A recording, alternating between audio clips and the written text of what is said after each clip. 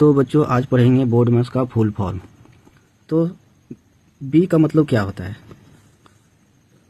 B का मतलब होता है ब्रैकेट। हिंदी में इसे कोष्ठ बोलते हैं। ये 3 प्रकार के होता है, जिसे हम बोलते हैं छोटकी कोष्ठ, जो इस तरह से होता है। दूसरा होता है मंझली कोष्ठ, जो कुछ इस तरह से होता है। और तीसरा होता है बड़की कोष्ठ, जो इस तरह से होता है। ओ का मतलब होता है ऑफ, और ऑफ का हिंदी होता है का, जो कि अर्थ निकालता है गुणा का। डी से होता है डिवाइड,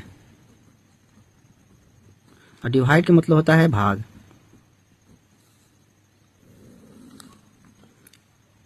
एम से होता है मल्टीप्लिकेशन।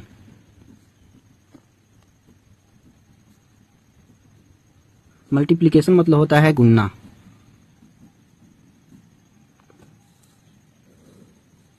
ए से होता है एडिशन। एडिशन मतलब होता है जोड़। एस के मतलब होता है सब्ट्रैक्शन।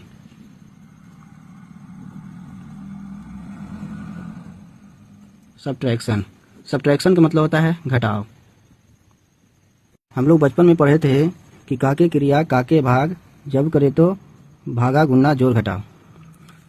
बोर्ड में इसका कुछ ऐसा सवाल देखने को मिलता है, जैसे 12 भागा 4 गुने 3 प्लस 2 और -5, कुछ इस तरह से होता है। तो सबसे पहले इसमें भागा का काम होता है। जैसे हम भागा देंगे, 4 से भागा देंगे, 4 तिया 12। उसके बाद हम गुना का काम करेंगे, 3 है और यहाँ भी 3 है, तो 3 तिया हो गया 9। उसके बाद यहाँ जोड़ है, फिर यहाँ घटाव है। इसके बाद हम जोड़ेंगे पहले, उसके बाद घटाव करेंगे। तो ये घटाव में, ये दोनों जोड़ में है, इसके आगे कुछ नहीं, तो इसके आगे प्लस है, यानी कि जोड़ में है। तो सबसे पहले हम ये दोनों को जोड़ेंगे। तो 9 और 2 कितना हो गया? 11। उसके बाद ये माइनस घटाएंगे।